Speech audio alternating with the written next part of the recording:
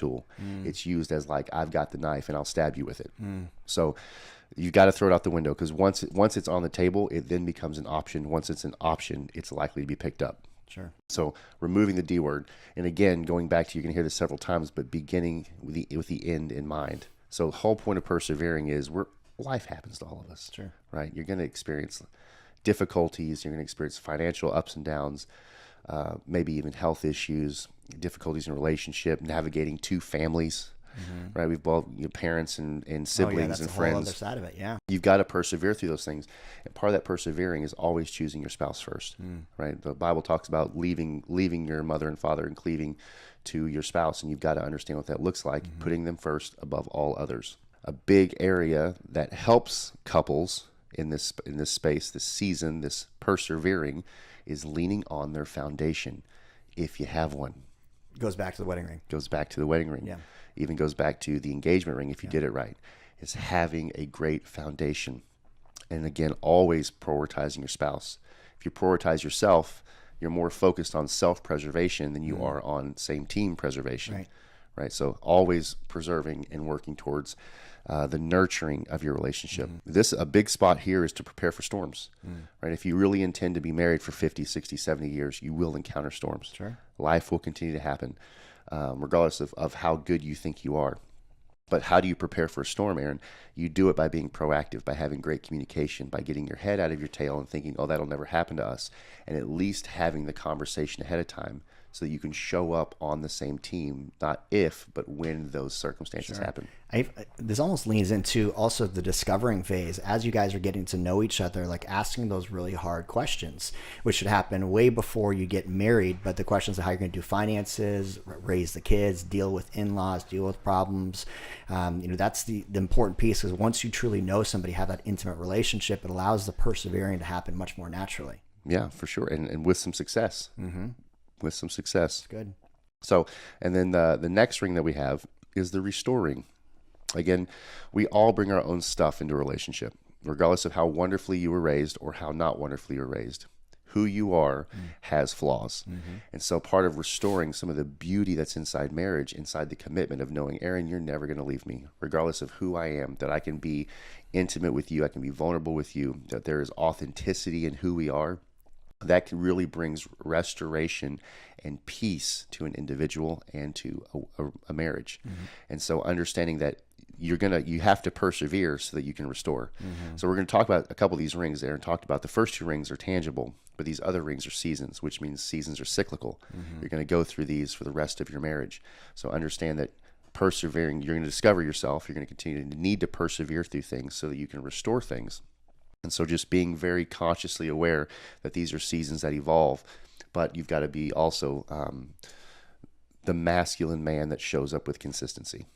Yeah, I think the restoring phase, and I see this in coaching my guys, is that I feel like it's going to happen only once.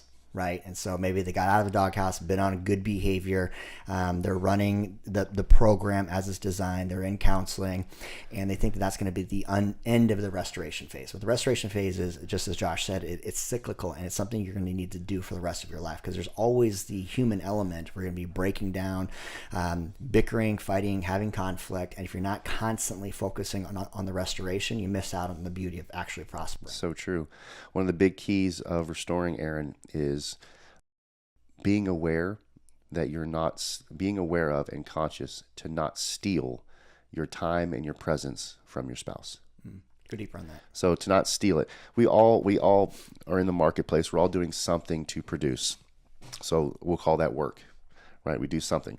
So we're doing some sort of work. We all likely have personal goals, whether they're physical or like there's a Ferrari that I want, or a wake boat that I want, or a new house that I want. We've all got these goals, but in the pursuit of those things, our focus, our attention, our action, all can go through those things. And what we're doing is we're actually putting our spouse and our family on the back burner. Not that those things are bad, but you've just got to have some sort of order in your life where your spouse always comes first. There are many billionaires that have accomplished great successes in their life, and they end up single with all their stuff. And even some of them commit suicide. And so you can go and look at that stuff that you're chasing is not going to bring you the significance or the longevity of significance that you think it'll bring you. It really is all founded in your family. And so to see those so that you don't get to the end of your life and have nothing but regret. Be focused on your family. So quit stealing from your spouse and your family. What does that look like? It looks like early on, start going to marriage retreats. Bring in mentoring and counsel. Again, keeping date nights a priority. Lots of romance, which is non-sexual touches, 8-second kisses, which you talked about, pursuing one another on a high level like you did when you're dating. Again, that never goes away. That gets ratcheted up if you want to be successful. That's good. So restoring is a big piece. And then once you have mastered your restoring, you get to move on into your prosper ring, which is what we all want. You know, that's what we all want. The point we get into a relationship is I want to do my life, but I want to do it with you. And I want to prosper in those things. So there's a great story. There's a great analogy in the book that talks about tandem bike riding. Have you ever done that? I have not. I've done it once, and it worked out okay. I think I only fell over a couple times. The whole point of a tandem bike ride is you've got two people pushing, hopefully with matching effort, but at least pushing in the same direction. So as the man, understand that you're the one with the wheel. You're going to decide where your family goes. And according to God, you're going to be held accountable for the direction you take your family. But what makes a great relationship is when both are pedaling together. Doesn't mean you have to be, this whole 50-50 is out the window. It's a 100